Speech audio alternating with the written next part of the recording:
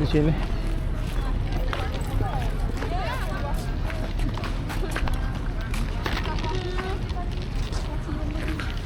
Itu di sini. Ikan nih. Selamat pagi. Pagi. Jadi kita ada di Mangkunegaran. Nah.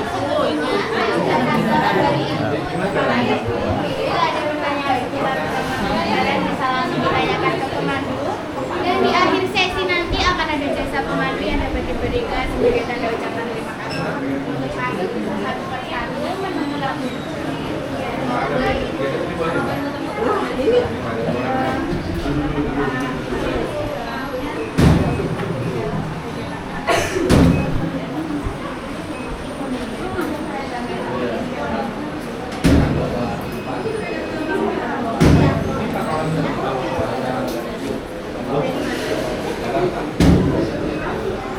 Sebelumnya saya ucapkan selamat datang di Pura Mangkunegaran. Nama saya Zahra dan nanti saya akan mengantar saudara-saudara sekalian untuk keliling di Pura Mangkunegaran. Nanti ketika kita masuk ke bangunan utama atau pendopo, kita diwajibkan untuk melepas alas kaki. Jadi nanti alas kakinya kita simpan di selasar samping pendopo, dan yang mengenakan topi nanti bisa dilepas juga ketika masuk ke pendopo, dan yang membawa kacamata hitam dimohon untuk tidak digunakan selama kita turun. Seperti itu. Nah, sampai sini ada yang mau ditanyakan dulu mungkin? Tidak, ada yang mau ke toilet dulu mungkin? Tidak ada juga. Ini ada yang mau dokumentasi? Foto di depan sini atau nanti saja ketika kembali? Nanti aja. Oke, kita masuk ke dalam dulu aja, kita lewat sebelah sini.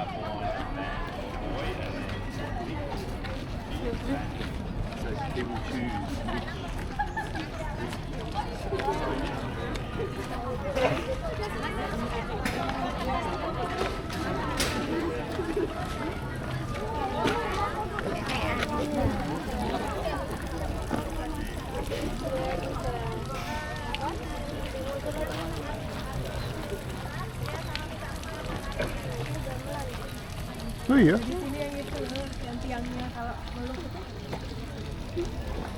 ada tiang. Kalau kamu bisa meluk tangan kaki.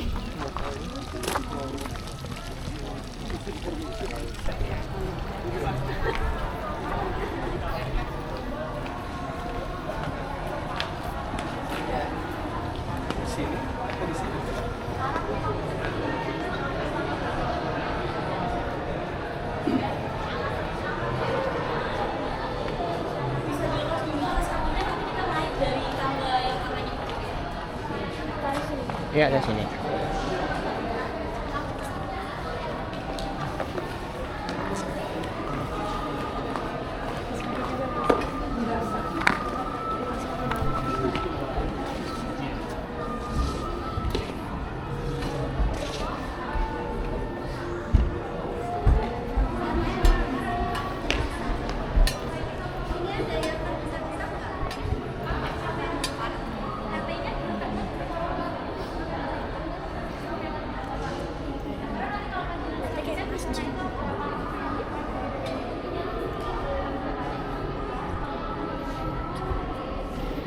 Dek, gamelan set, Dek.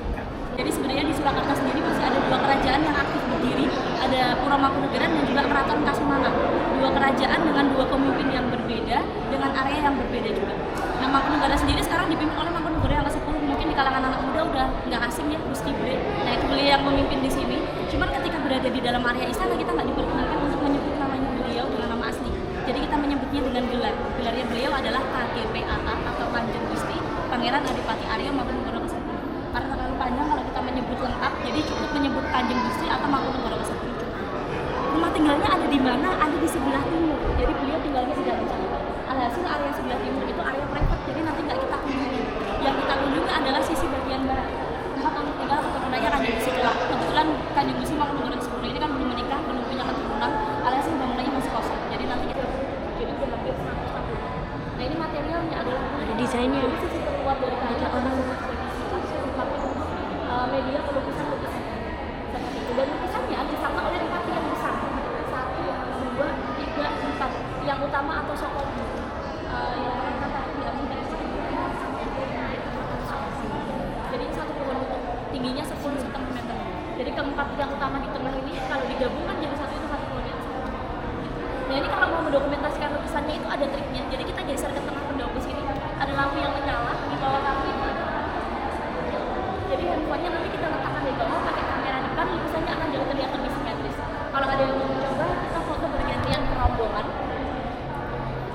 yang mau duluan? Ya, 200. ya dipasangkan ya kan.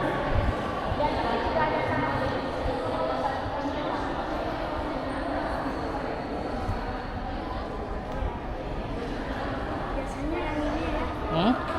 yang dua ini pancing kayak gini bonang. Hmm. Tapi nggak tahu. Tuh. Itu kan juga di situ bonang. Ini kan jenglong. Kita langsung yuk. Hati yuk, situ. Yang situ. Yang paling muda. Ini paling muda ya? Iya, 17 tahun. Gamelan ada namanya. Kiai Liposari. Bunda dong. Ini putranya kayak gini. Oh iya.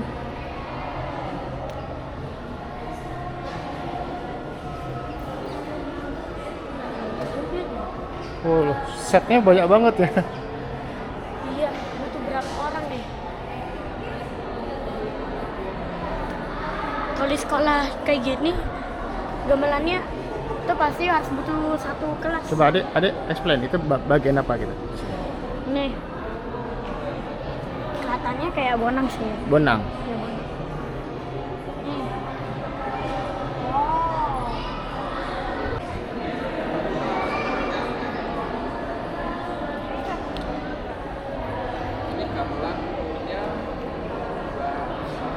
Ini 200. Iya, Dek.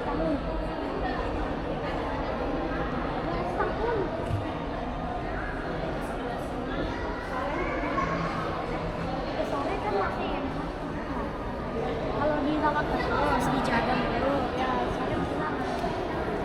Oke, nah yang di depan kita ini ada bangunan yang kedua dengan rata karpet di tengahnya. Namanya Peringgitan. Diambil dari kata ringgit. Ringgit itu artinya wayang, bukan mata uang Malaysia. Jadi bangunannya kita pakai untuk pertunjukan wayang. Nanti nontonnya dari pendopo sini. Jadi nanti kalau ada perayaan-perayaan seperti ulang tahun, kenaikan tahta, nanti biasanya akan ada pagelaran wayang. Dan di tengahnya itu ada logonya Mangkunegoro yang keempat, logo warna merah di atap. Jadi setiap yang paling bawah ini ada Mangkunegoro ke-9, ayah dari Mangkunegoro yang ke-10. Wafatnya 2021 lalu pada sakit. Permaisurinya beliau itu yang seberang kanan, yang pakai baju putih. Ibunya akan mengisi Mangkunegoro yang ke-10. Namanya Gusti Priska Marina. Nah, ibunya Mangkunegoro 10 ini pernikahan keduanya Mangkunegoro 9. Jadi Mangkunegoro ke-9 ini menikah 2 kali. Punya anak 4, 2 dari pernikahan pertama, 2 dari pernikahan kedua. Kanjeng Gusti ini anak laki-laki dari pernikahan yang kedua. Gitu. Nah, dengan pernikahan pertama itu sama putrinya Bapak Soekarno, namanya Ibu Sukmawati. Nah, dari pernikahan dengan Bu Sukmawati punya anak laki-laki dan perempuan. Cuman kebetulan pernikahannya beliau sama Bu Sukmawati berlangsung sebelum beliau naik tahta. Alhasil, Bu Sukmawatinya nggak diangkat jadi permaisuri, anak dari pernikahan pertama, anak laki-lakinya itu nggak diangkat jadi penerusnya, karena secara orang tua belum ada kita yang makanya yang diangkat adalah anak dari pernikahan yang kedua. Kemudian naik ke atas, yang pakai baju warna coklat, beskap warna coklat, paling kiri menghadap ke timur itu Mangkunegoro yang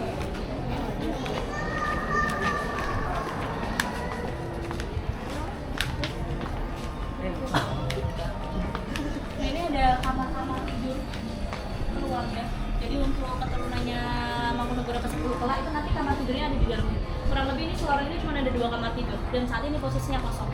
Tapi di dalamnya masih ada furniture dan lain sebagainya karena biasanya kalau ada kerabat yang lagi pulang itu mereka akan singgah di dalam untuk beberapa waktu. Gitu. Dan yang bisa tinggal di dalam area istana itu hanya anak dari raja yang bertahta maupun yang pernah bertahta, tapi syaratnya masih single. Kalau udah nikah harus tinggal di luar. Karena nanti kalau tinggal di sini semua nggak cukup ya.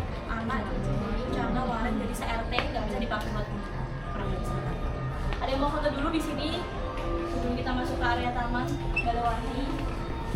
Yang di paling ujung ini ada pintu masuk menuju resto Mangkunegara namanya Pracima. Nah itu lah. Itu resto baru yang diresmikan 2023 lalu. Dulunya itu areanya adalah area private, area Taman Putri. Cuman oleh Mangkunegoro ke-10 ditambahkan 2 bangunan sebagai resto dan kafe, dan kita diperkenankan untuk masuk ke dalam untuk makan di dalam, tapi wajib reservasi karena areanya terbatas. Dalam 1 hari itu hanya ada 3 sesi. Satu sesi yang biasanya hanya menampung kurang lebih 80 sampai 100 orang. Jadi alhasil itu alasannya kenapa kita harus reservasi ketika mau makan di area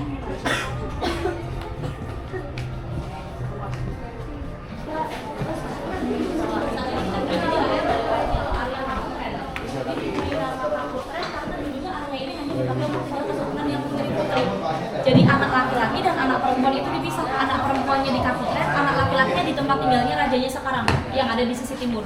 Karena dulu kan raja itu kan punya anak dari Selir, punya anak dari permaisuri, untuk kenal keluarga sendiri masih sulit.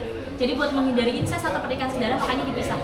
Cuman peraturan itu udah nggak berlaku sejak era yang ke-8. Sampai saat ini dari era ke-8 sampai sekarang itu area sini dipakai untuk tinggal keturunan entah laki-laki entah perempuan. Jadi nanti anak-anaknya Mangkunegara 10 ya semuanya tinggalnya di sini. Di samping kiri saya ini ada fotonya Gusti Paundrakarna, putranya Ibu Sukmawati. Keluarga lagi dia kuat. Dan ketika ada keluarga yang singgah di dalam, area luar ini masih bisa kita akses untuk kunjungan.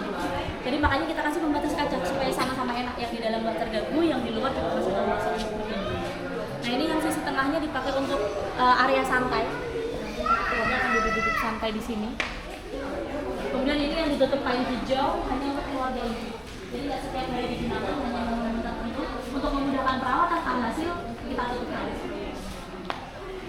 Ini kita bergeser ke sebelah sini, kita coba lihat.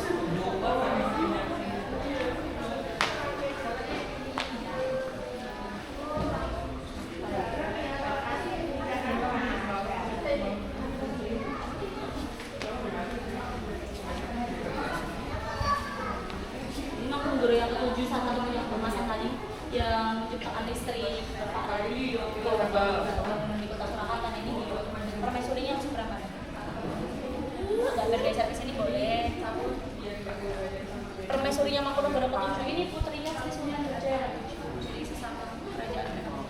Ini ada beberapa foto keluarga. Yang paling depan ini ada Mangkunegara ke-9, ayahnya Mangkunegara 10. Ini Ibu Sukmawati, putrinya Pak Soekarno yang sempat menikah dengan Mangkunegara 9. Ini anak perempuannya Mangkunegara 9 dengan Bu Sukmawati. Jadi,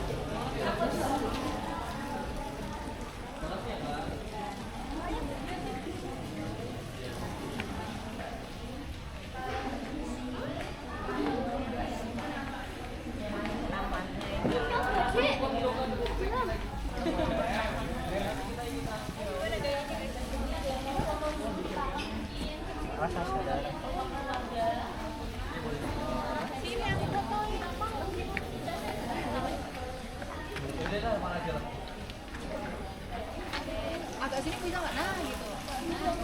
Iya boleh. Biar kasih belum. Ini jadi satu video sendiri nanti nih, bisa? Iya.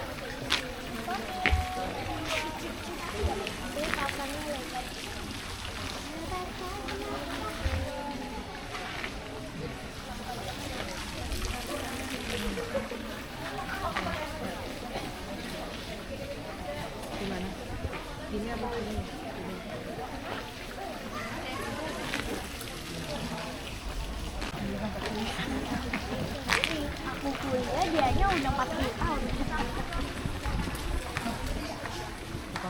kita masuk ke sini. Kita main masuk ke dalam sini aja. Nah, ini adalah ruang keluarga atau yang disebut dengan Pracima Yoso. Nama bangunannya Pracima Yoso. Diambil dari bahasa Sanskerta. Pracima artinya barat, Yoso artinya bangunan. Bangunan yang ada di sisi barat. Dibangunnya sekitar tahun 1918. Dulunya fungsi awalnya itu dibangun untuk menyambut keluarga istrinya Mangkunegara 7. Tapi kalau ini Mangkunegara 7 kan pernikahan dengan putrinya Sri Sultan Gajah yang ke-7. Nah, buat menyambut keluarga istrinya dibangunkan ruangan ini. Yang mana ruangannya sampai sekarang masih aktif kita gunakan untuk kumpul keluarga di sisi tengah. Di sisi kanan dan kiri ini ada meja makannya. Jadi di sisi saya makannya nggak kita sajikan satu-satu di meja. Kita sajikan dari dalam ruang makan yang lebih luas. Jadi prasmanan lembaga. Nah nanti ketika keluarga sedang menggunakan ruangan ini sebagai tempat kumpul, nanti akses makanannya ditutup. Jadi nanti kita tetap bisa berkunjung sampai area taman, kita bisa lihat aktivitas keluarga dari situ. Kemudian hari ini keluarga lagi nggak pada kumpul, nanti kita bisa lihat masuk ke area taman.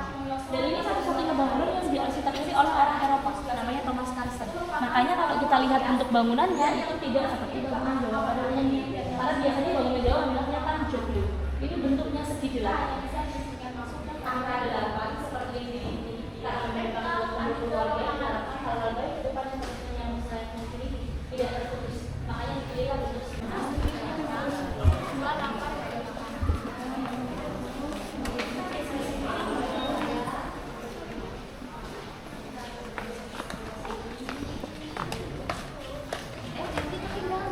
jadi ini ada ruang makan yang lebih luas, ruang makan Pracima Yoso ya. Jadi karena memang areanya terbatas, alhasil di atas kita lengkapi dengan kaca, berikan luas di ruangan ini. Dulunya difungsikan chefnya buat mantau stok makanan. Jadi nggak perlu mereka mondar-mandir keluar masuk kan kurang sopan. Jadi kita cari di sini biar transaksi rancanya nanti kalau ada yang kosong di meja makan nggak jadi. Jadi seperti CCTV manual kita harus memasang CCTV di sini. Kita taruh dulu ya sama ada banyak siapa dari siapa. Gitu dan kalau kita lihat sekitar ini kebanyakan koleksinya itu dari Bali. Jadi ada beberapa koleksi-koleksi dari Bali karena memang yang membangun tadi kan Mangkunegara ke-7. Beliau ini bersahabat dekat dengan kerajaan Karangasem Bali. Alhasil ada lukisan dari Bali di belakang sini tahun 1940 di atas kulit kayu. Kemudian mohon maaf nggak diperkenalkan yang di sini. Ada juga di depannya patung dari Bali, patungnya Rahwana, ceritanya Ramayana. Dan juga di sisi tengah bangunannya ini ada gading gajah yang diukir kurang lebih selama 9 bulan. Yang sedikit sendiri. Ceritanya Ramayana. Jadi ini memakan ini surah 2023. Ini ketika penobatannya Mangkunegara ke-10 di dalam ruang keluarga sini. Yang di tengah itu Mangkunegara 10, di kanan kirinya itu saudaranya ayahnya. Jadi anaknya Mangkunegara 8 yang cewek-cewek yang masih sehat sampai sekarang. Ini ketika pernikahannya Mangkunegara 9 dengan Permaisuri. Ini Mangkunegara 8 sekeluarga lengkap. Ini Permaisuri Mangkunegara 8. Yang kali itu Mangkunegara 8. Nah ini satu lorong ini sebenarnya semuanya kamar tidur. Cuman ada beberapa yang udah dialihkan karena memang belum ada yang menempati ya, takut ada yang lainnya. Jadi makanya ada beberapa yang difungsikan. Yang tertutup seperti ini biasanya masih aktif kamarnya. Jadi biasanya kalau ada keluarga yang pulang yang mereka akan nginap. Selanjutnya lewat sebelah sini.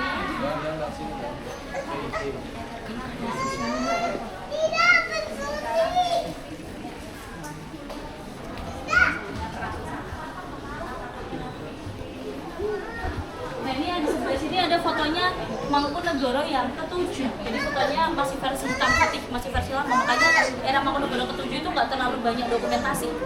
Nah ini Mangkunegara ke-7 tadi salah satu puncak keemasan yang dimiliki Bapak Radio yang melahirkan listrik tadi.